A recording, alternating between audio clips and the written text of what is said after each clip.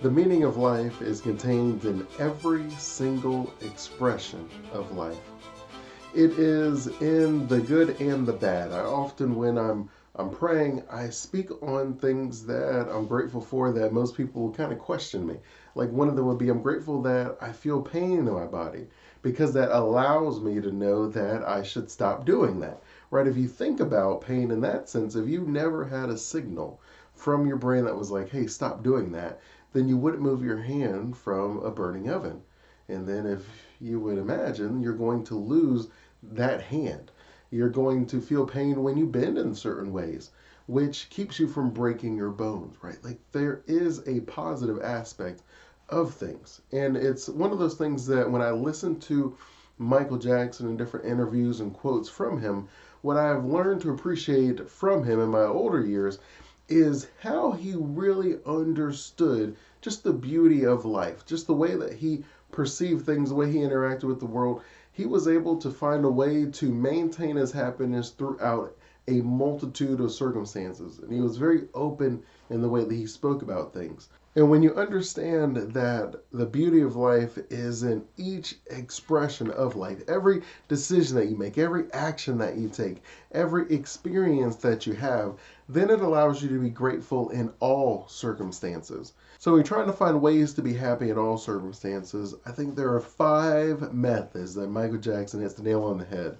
First, he talks about the importance of understanding that when you come into the world, that you are loved. When you leave the world, that you are loved, and that everything else that happens in between is something that can be managed. As long as you understand that the goal in life, in a sense, is to just understand that you are loved, that you're appreciated, and also to give that to other people. It allows you to perceive different events in a much better way. There's a Harvard study that talks about basically following people from, basically an 80-year time frame. And they found that the number one thing that dictated health and wellness was the relationship.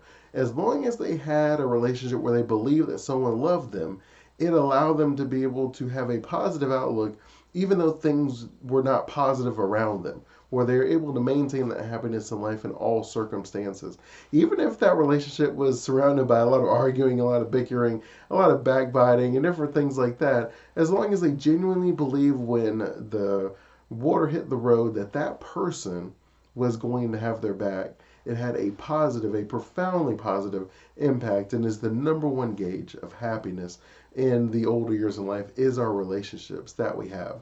So as long as you remember that there are people who love you, cherish those relationships.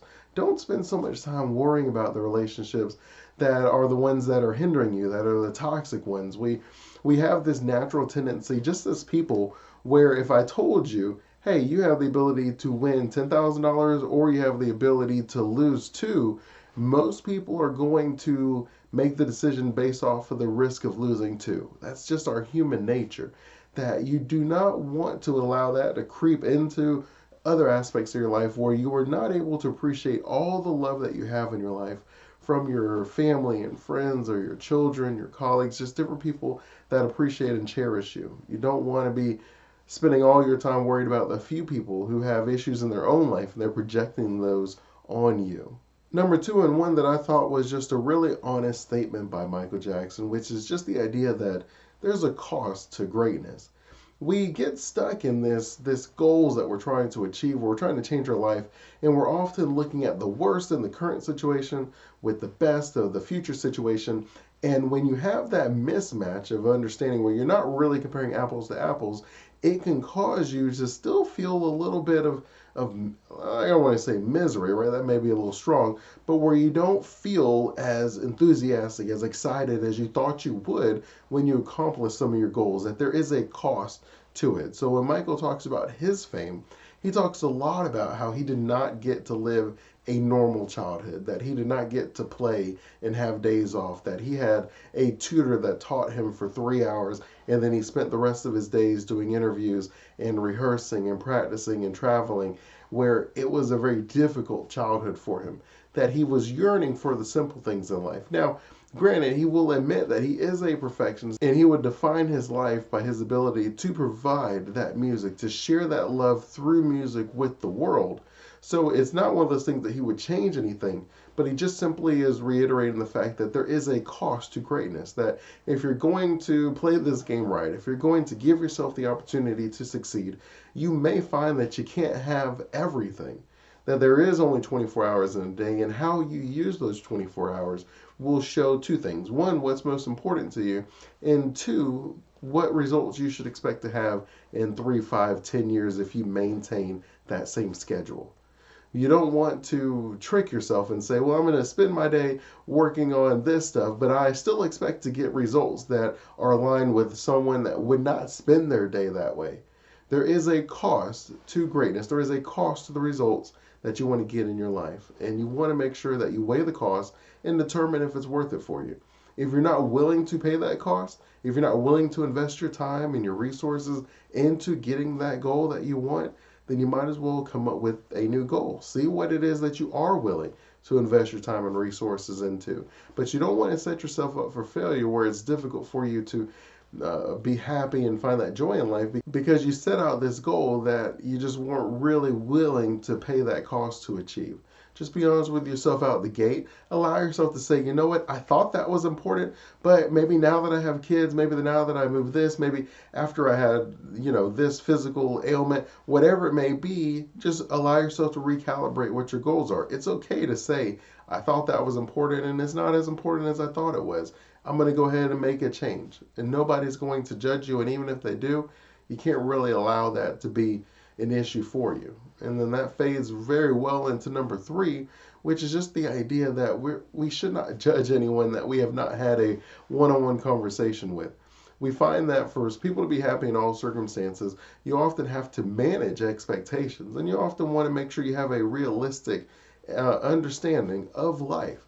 And you find that people who spend a lot of the time getting their information from the TV, where all they watch is a news program, and then they allow that to dictate their opinions and thoughts on everybody from politicians to races to everybody, where they completely have this opinion that may be grounded completely in an exaggeration. And what I mean by that is, if they are only talking about maybe the bottom 2% of people, the ones that are creating the issues in the world, like even if you think in the sense of whether you're talking about terrorism or crime or anything like that, it's generally less than 5% of any group of people that is creating the issues that we spend like 80% of our time focusing on, giving the spotlight to, allowing them to have a platform.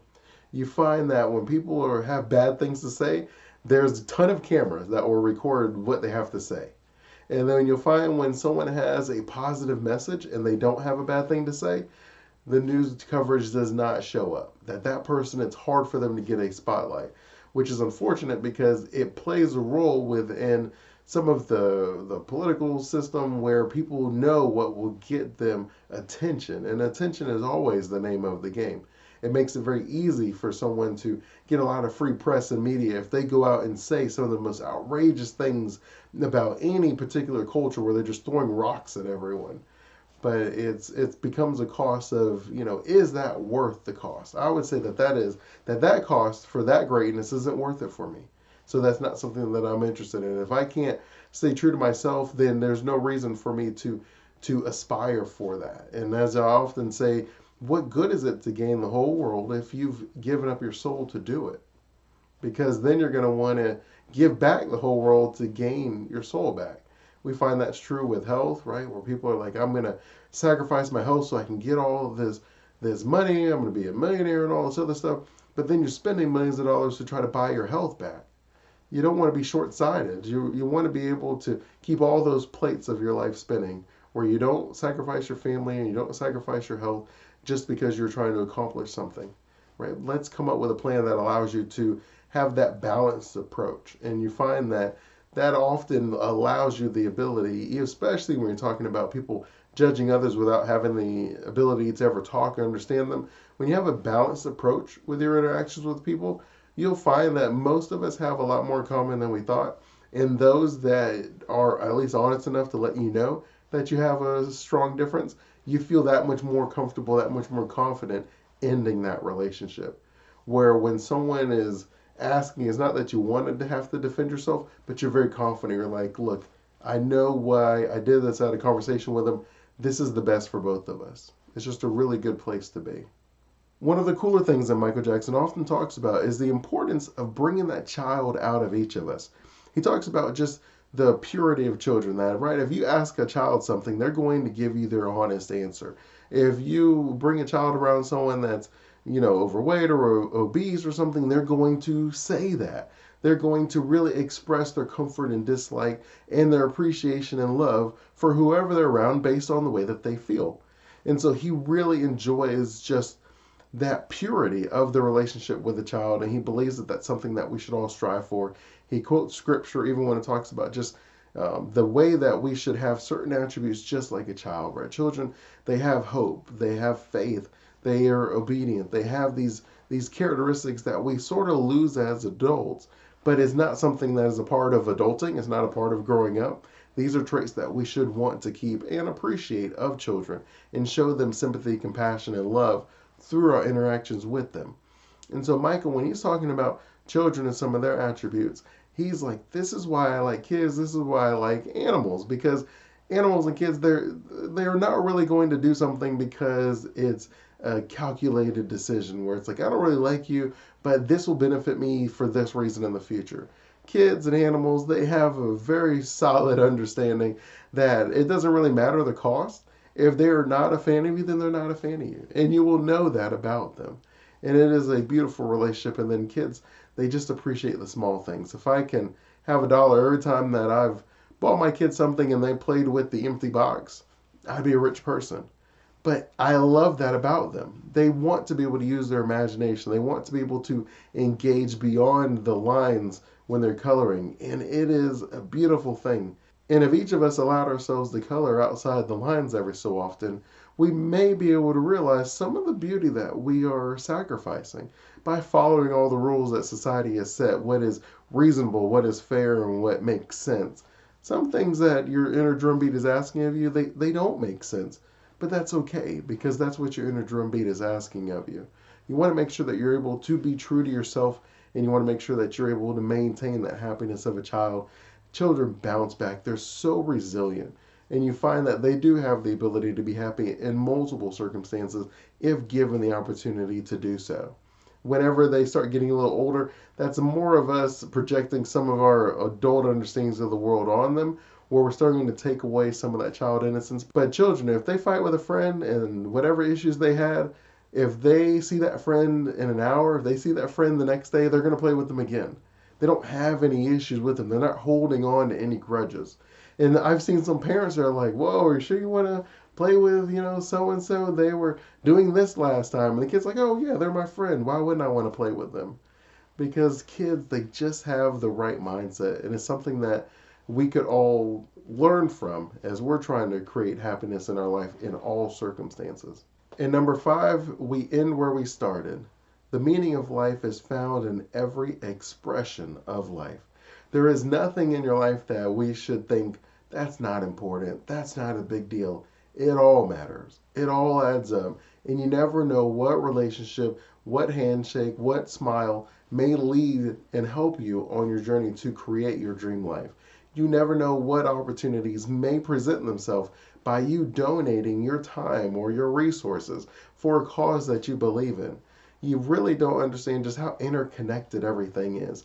But if you take everything as that next big break, you'll find that when that moment does come, that you won't miss it, that you'll be ready for it because you've been preparing for it with each opportunity. You don't take any days off. You play each play as if the ball is coming to you. And you find that that's what the Hall of Famers do. That's what the people who succeed and accomplish their goals, because each step adds up along the way. And that is the meaning of life. It is each of those little expressions of life, every action that you take, every hand that you shake, every experience that you have that creates your overall life. And we're often trying to get that one big bang of an experience, but it just doesn't work that way. It's always going to be the little events that add up. And when you think you know that someone like made it big and they got lucky and they're in the right place at the right time, that's rarely the case. That person had been going to that same restaurant. They moved out to California. They had been taking acting classes and they had been preparing themselves for that opportunity when they got discovered. It wasn't that they weren't trying. It's often that they've been investing, and then that's what creates that opportunity for them. And you want to make sure you're doing that same thing for yourself. Whatever your opportunity is that you would like to create for yourself, you have to take the steps each and every day to get there. You want to make sure that you have the ability to create and take advantage of your next $1 million opportunity. If you would like a free resource that I give you that helps you to create those opportunities in your life on how to become a millionaire and how to take advantage of your next $1 million opportunity, you'll see it in the show notes, but you can also go to forecasthope.com/opportunity, download that resource for free, and go ahead and use it. It's everything that you'll need. You really don't need another person if you don't want to. I am here always for you guys as a resource, but you don't really need me. You can do this on your own with that. But if you do want a little expert help, I do give complimentary appointments, and I'd love to have the chance to talk to you guys. And so that'll do it for us. I do always enjoy our time together. If you enjoyed this, please subscribe. That's really all I ask from you. I'm Dre. Until next time, continue blessings on your journey to become the champion of your dream life. And as always, better self, better wealth.